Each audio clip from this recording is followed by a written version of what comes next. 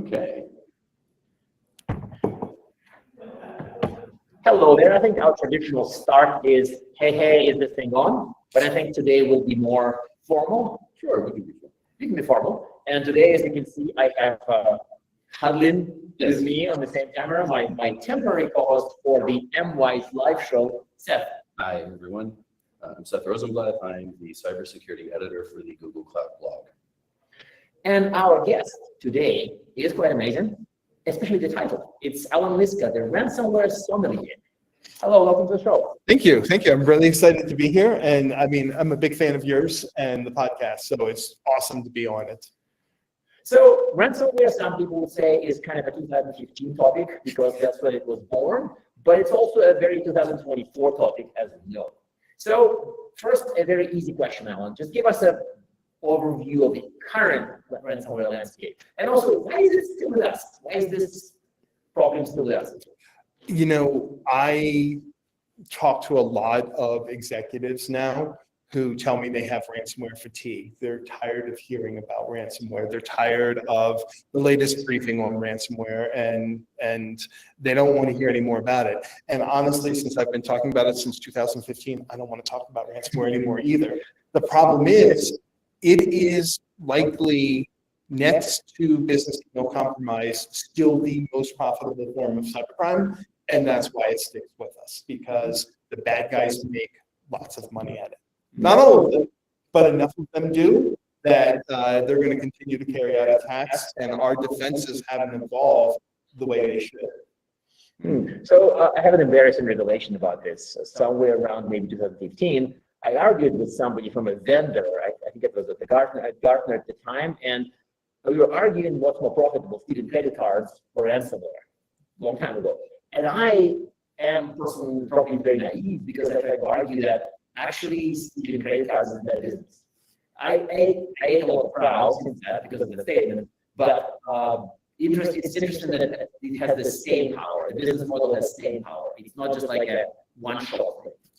Yeah, no, absolutely, it is. I mean, and you know, the other aspect to this is ransomware is the only cybercrime. I mean, hell, it may be the only crime where it has its own PR arm, right? Where you have the bad guys on the other side bragging about all of the victims and so on, which again attracts more people to it. You don't see that in DEC. You don't see that in credit card crime. You know, the only other example I can think of is we have some small towns in the U.S. where somebody will knock over a gas station and then go brag about it on their open Facebook page. But that's really the only time that we see people bragging about it. So it gets outsized attention, even though it also makes the bad guys a lot of money. Can you talk about why that is? Like, why is it that the bad guys are so excited to talk about their ransomware successes?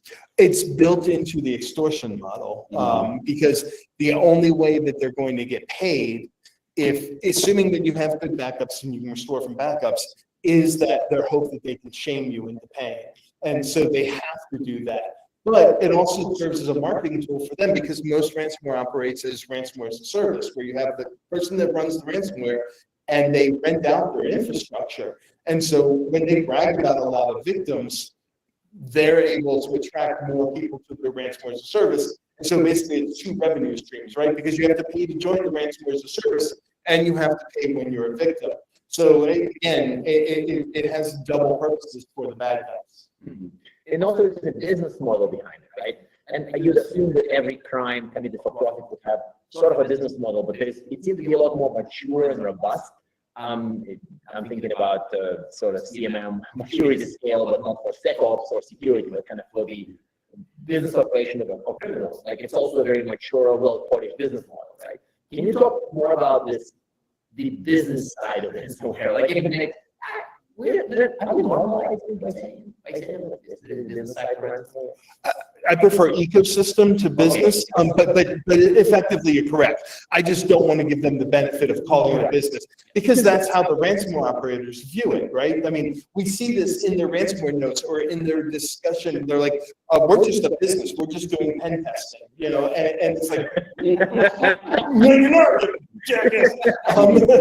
But yeah, there is a whole ecosystem built up around that. So when we talk about a ransomware attack, we talk about it as if it's a single event, but it's not. We will say Ransom Hub hit this victim, right? But first there was an initial access broker who got the access. And then that initial access broker sold that access to an affiliate that happened to work for Ransom Hub. And so then that's two threat actors. And then once the, everything's encrypted and the data's stolen, then you're dealing with the operator of Ransom Hub who's handling the negotiation and taking the payments. And then Ransom Hub, the person behind Ransom Hub is using the money that is paid to them to hire developers to improve their ransomware. So like we saw this with Play Ransomware, right? Play Ransomware started off as one of the freely available ransomware. And every time they got a ransom payment, they would pay developers to make enhancements to that. And they continue to improve over time. So it really is, in effect, a business model, but it's an ecosystem built up. And because it's multi-tiered, you have a whole bunch of people making money in different ways in support of ransom. So I think that it's still a good catch to sort of, by saying it's a business, we almost like agree with them and sort of normalize them without saying it's a criminal ecosystem that of course makes money. Right. I think that's fair. What about the aggressive tactics? Like you keep seeing it in the news because ransomware is one thing that kind of broke out of IT to sort of affecting normal people. We interviewed somebody on this on our podcast, and his motivation for going into fighting ransomware was it's the biggest cyber thing that affects people that are outside IT and cyber. So, and we hear about those kind of aggressive tactics going after, executive families and all. I think Mandy brought that last time we spoke about this. Like, what can you shed some light on this? Like, what's going on there? Why can't they? Why doesn't the normal techniques of ransomware? Why is it resort to things that are scary? So, as you said, you've been doing this since 2015, specifically with ransomware. I know you've been in the business a lot longer than that, but starting really in 2015, we did things like we really emphasized the importance not just of backups, but following the 3-2-1 rule, right? And so eventually, slowly, organizations started doing that. And so they were able to recover from backups more effectively. So now just encryption didn't work. So you needed the data dumps. But now there are so many victims. There's so much stolen data out there that like it doesn't impact the company's stock anymore to find out they got hit. Mostly got hit by ransomware. So now they have to do things like, okay, if we hit a school, we're going to email the parents and say, hey, we're going to release your kids' sensitive data. Or yes, we're going to try to deploy violence as a service tactics or DDoS tactics. So they're continually finding ways that they can put pressure on the victims and remind them that the ransomware actors have so much data that they've gotten from inside the networks that they have a lot of different tactics that they can follow. We saw this. You look at what happened with the ransomware attack that impacted all of the car dealerships in the U.S. Not all, but many of the car dealerships in the U.S. We saw that the ransomware hacker was talking about reaching out to the individual car dealerships and offering to take a ransom from them. Now, it wouldn't have mattered because that wasn't the problem. Like they could have paid, the ransomware hacker wouldn't have actually had the capability to do that, which is one of the things that we have to keep in mind. The ransomware actors are also lying a lot. They make use of how normal, right? Right. So they're not afraid to reach out to victims of victims and promise them things they can't actually deliver if they think they're going to get paid. That actually leads us, I think, to a really important question. What are the key factors to consider when an organization needs to decide whether or not to pay the ransom? So, and I think we've been over this kind of over and over again. If it's always a security decision, the answer is never pay the ransom, but it's not. It's a business decision. I think the more interesting side of this is the regulatory side. We mean like banning ransom? Is it the same as, or is there more to it than just like petitioning government to like make it illegal? So there's, I mean, I think that that is possibly an option. There are some real problems with it. I've gone from being absolutely against it to like, because we can't seem to stop it. We're not improving our security enough to stop it. So maybe instead of the carrot, we do need the stick of no, it's illegal to pay ransom. Although I like what the UK is proposing for their law, which is essentially a ransomware license. So you get hit with ransomware, you report to the NCA that you got hit with ransomware, and that you have to pay a ransom. That gives the NCA a chance to come in and say, oh, hey, maybe we have a decryptor, maybe we have something that can help. But if you have to pay a ransom, they know that you're paying a ransom, who you're paying it to, and how much is being paid, which allows them to better track it. Now, I don't know if that law will pass, but I think it's a good sort of mid-tier solution for, or in between solution between no ransom payments ever and pay all the ransoms you want. But one of the problems right now is we don't really have a good solid reporting structure. Most victims of ransomware are not required to report it. Now, if they bring in somebody like Mandiant is going to report if a ransom is paid because Mandiant does things right, but not everybody does incident response correctly, what I would consider correctly. And so most ransoms never get reported. And then we wind up with companies like, wind up relying on companies like Chain Analysis who do an amazing job, but they're the ones that even governments get information from about how many ransoms were paid and who's getting paid, et cetera. There should be a centralized government database somewhere that everybody can refer to and go, but I don't need to know who the exact victims are. The government does. I don't need to know, but I need to know, hey, who's getting paid, what wallets are getting paid, et cetera, so that we all understand how big this is, how big ransomware is.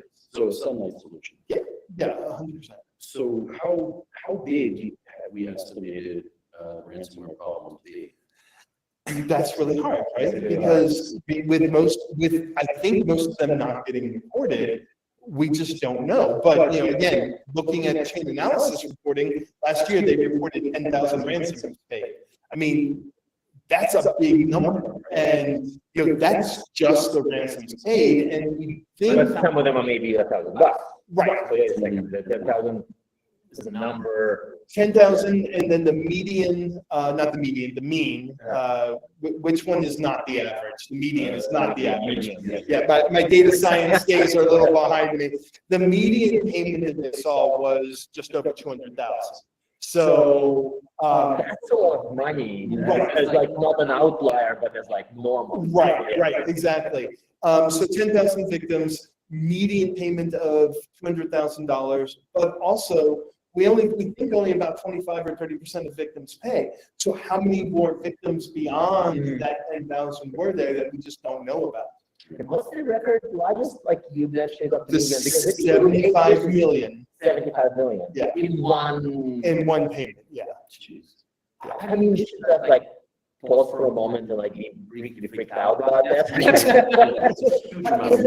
I don't want to go on a painful subject because I want to ask about cloud, but isn't it like a case? Some of those companies maybe aren't there's no money for security, but there's some money for rest. Like, because this is a very subject to that. Like, can you comment something fun and interesting about this? Because I'm talking about one company in particular, and I will not name names here for this. Like, it's the company that keeps saying they don't have money to do cyber right, and then suddenly there's 75 million you're going to have. Like, that freaks me out a little bit.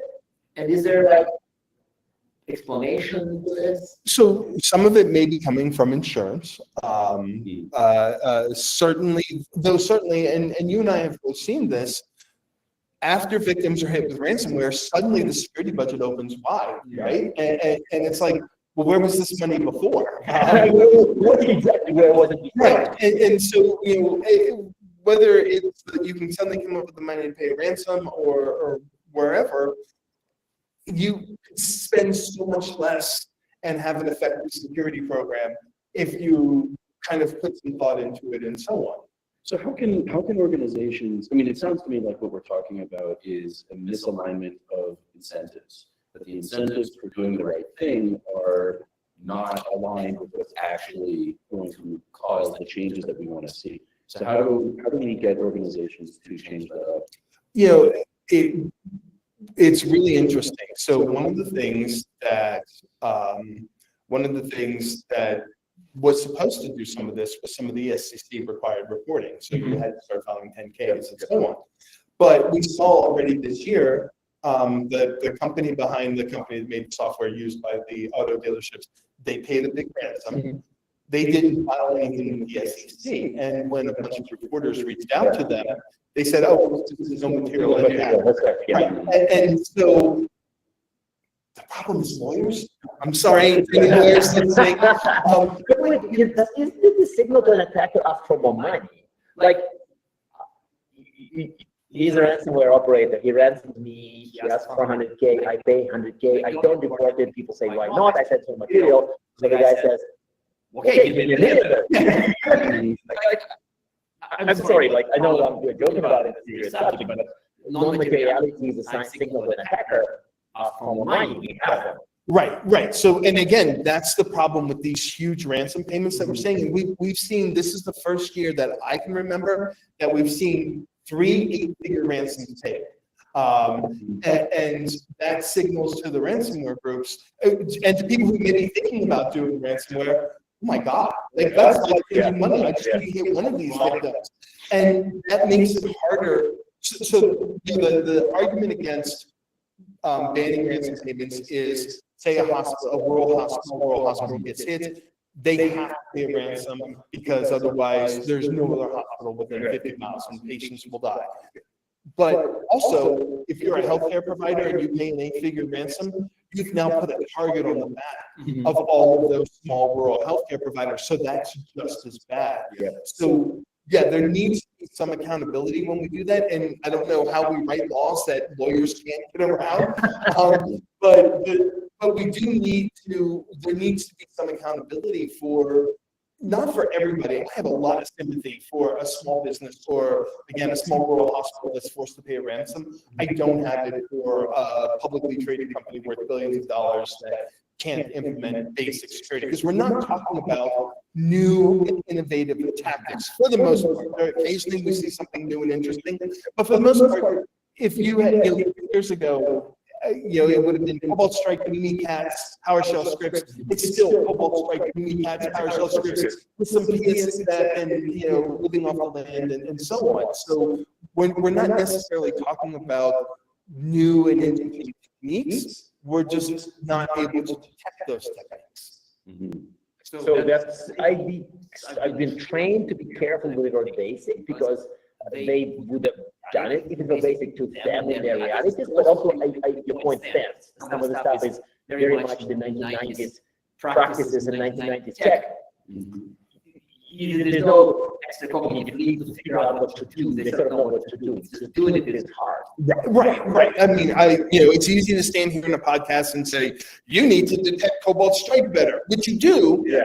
And I understand. Yeah, you actually do. Right. But I understand it's hard to do that. It's hard to implement. It's hard to implement that, but you still have to make that effort. Yeah. It veers into just patch faster kind of like a conundrum when people say that and without any much thinking about how people would do it. But one environment, cloud in this case, this being a cloud security podcast, is sometimes mentioned as an environment that is less ransomware, but in other cases, people kind of keep telling scary stories about, exposed MySQL servers with no password, encrypted by attackers. So what is your take about cloud and ransomware? Are they friends, enemies? Is cloud an environment where there's less ransomware because of security, because of unrelated business? Give us the cloud plus ransomware take if possible. So about 30% of the attacks that we see now are data theft only. So no encryption, they just steal data. Right. So they just steal data. That's up from about 10% just a couple of years ago. Okay. And the thing with the data theft attacks is it doesn't matter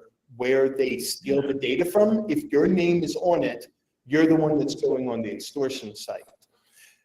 My marketing team really hates this analogy, but part of what we've started to have to do in security is more data governance, right? That didn't used to be part of the security, but now it's very much part of security. And the thing is, with data governance, you need to know not just where your data is and where your data in your cloud is, but where your partner's data is and where your partner's data in their cloud is. So it's like STDs, right? It's not just who you've slept with, but it's who all of your. You really hate They really hate that analogy, but it sticks in people's mind.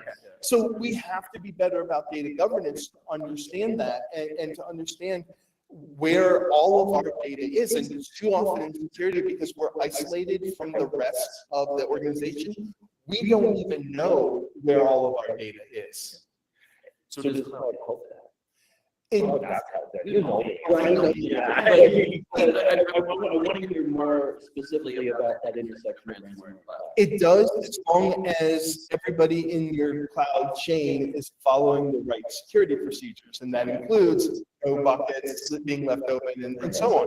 And so your idea of asset management and data management has to include what are your security requirements, not just for you and your cloud, but your vendors and their cloud. And how do you get that attestation in? Are surveys enough? Or do you need, I mean, I know that as a SaaS vendor, we at Recorded Future, we have some of our clients that want to pen test, not just us, but our vendors as well. And so you have to think about how you're going to check that. And how often you're going to check that. And if you have a vendor that doesn't meet your requirements, what is your process for that? And that also gets back to the classic question of who's responsible when it comes to the cloud. Because if the cloud is, is a partner in keeping you secure, and they're not telling you they can have an insecure bucket or whatever. Ransomware cloud and shared responsibility triangle is really fun. I mean, fun in a bad way. It's not like in a haha fun, but more like in a don't disrupt the over kind of fun. It's still cheaper than the 75 million bar tab for getting. Probably yes. I mean, that'll buy a lot of Chateau Margaux. Yes, and at the same time, it will also buy a lot of cloud security if you are doing it. As by the way, data governance is a very funny beast. A lot of really cool AI hacking our podcast tomorrow, AI security, very novel, modern, cool stuff. When you start realizing, how do you actually, what is the main principle for actually improving the security of that? And people are like, in hush tones, it's data governance. And then I say, no, give me a LLM firewall. And I'm like, here's the LLM firewall, but you also need data governance. And it's sorry for taking a deep from ransomware, but data governance. Yes. Data governance is intrinsically, but data governance is now intrinsically tied to ransomware. I mean, it's so. Have you all ever worked in a SOC? Sort of, not firsthand, but you've really.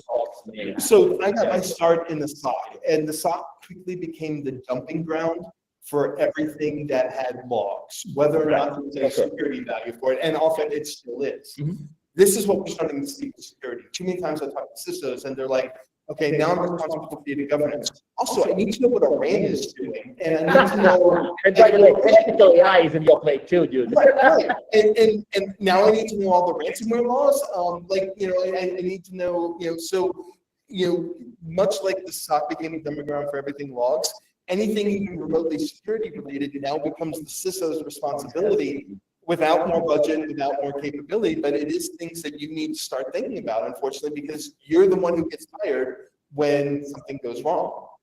So I'm going to check for audience questions very briefly, but we also have this question of one thing to do to sort of improve the position. I mean, not without spending 75 more. If you have a question of what is the single most important thing of advice you would give your organizations, look at the boss that depends on what it would be. And it kind of has to be one. You can't want to resist if you want to, but it can't be like using this limited 37 things. Yeah.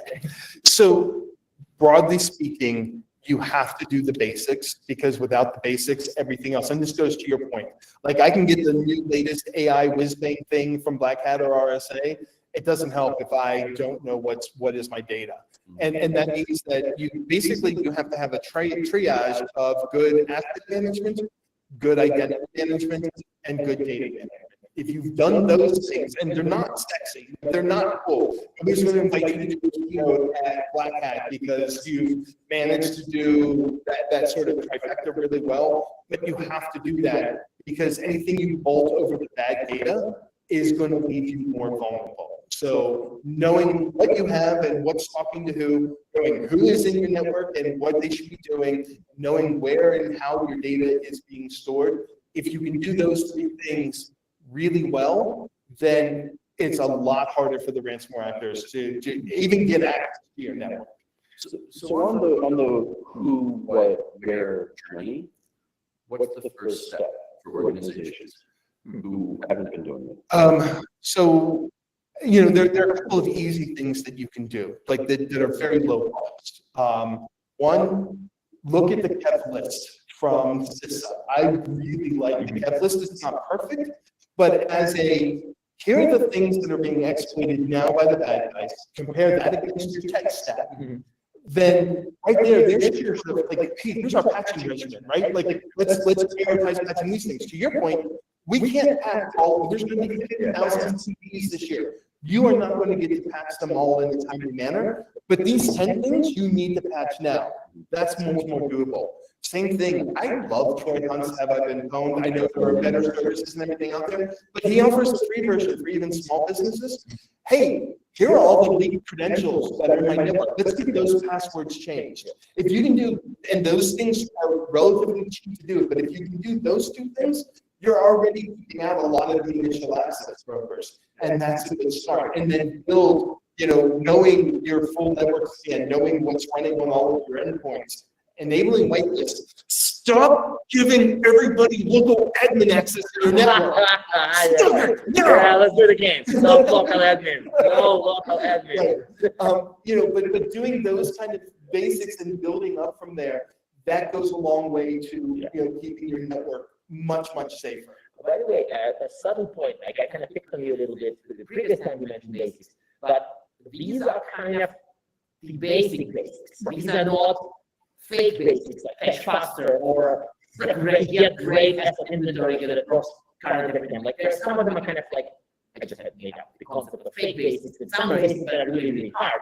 But these basics are kind of like the legitimate basics. The no admin is in that bucket, and I think that the other stuff is also in this type of inarguable basics. Like they really are basics. If you're not doing them, kind of shame on you type of basics. Right. Compared to other things. Like if you can't patch faster, fine, but if you can't patch 10 things, no, not fine. Sorry guys, that's on you. So that actually makes sense, and I love it. I think there is value in this advice for pretty much everybody. By the way, the only audience question we're getting so far is, what did you do with Tim?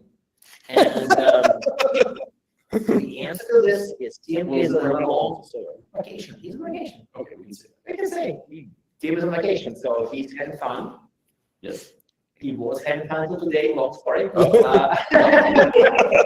the point is that Tim is very pleased to know that you were worried about him. yes, but yes, we'll let him know that the audience is worried about Tim. Tim is fine, and he'll do that. Great, perfect. So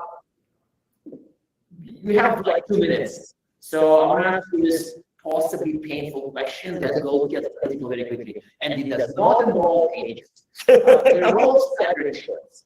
I think that I'm getting some subtle disturbance in the force where some people kind of claim that cyber insurance, by making the payment much easier, by making people more willing to pay because it's somebody else's money. I don't buy this argument, but I've heard people make this. So they're almost making it sound like cyber insurance is a problem. Like I am befuddled by this. I mean, I don't understand what to think about it. So can you straighten me up in this regard? Like I don't know. Like I thought cyber insurance is great, and then suddenly, oh, that's a much easier way to find the text. Oh, whoa, wait a second. No. So I think there's been a change in the cybersecurity industry over the last couple of years. There were a couple of headlines a few years back about how much money cybersecurity is losing for their companies, which I was very skeptical of.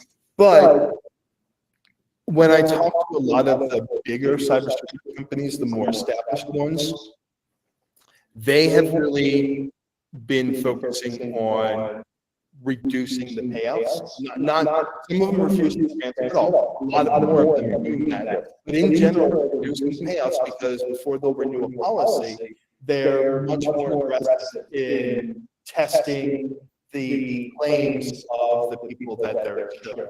So it's not just enough to fill out a survey anymore. They actually, a lot of these insurance companies are old ones that are really moving to a 2.0 model, have pen testing, have all of these other arms that really test your network to make sure that your defenses are where they are, and they will not renew your policy if they're not.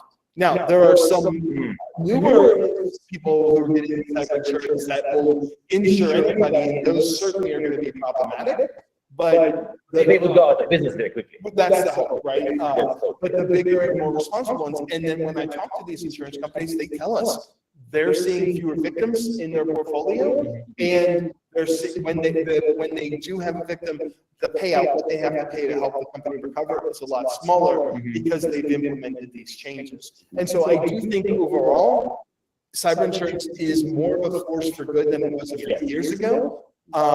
It still has a lot of work to do, but if we can get more cyber insurance companies to take these kind of aggressive steps, then that forces organizations to improve their security internally. So the real value for good is in forcing people to improve faster, not in channeling money for attackers faster, but in making the victims, affected companies to improve faster. That really makes sense. And I think that clears the problem they had. So we have kind of no time left. So our traditional closing questions. Well, I guess we're giving you one tip. So any reading materials on the topic, any you can find on reports, blogs, anything. I really like, so there are two things. I really like the latest chain analysis report on payments. And then I always look DFIR report. Just if you want to see what the bad guys are doing, that's a great way to get a list of tools and everything that you can start detecting. So those are kind of my two. Perfect. Thank you very much for being on the show. This was amazing. Ad hoc, but good advice to companies too. So thank you very much. Thank you.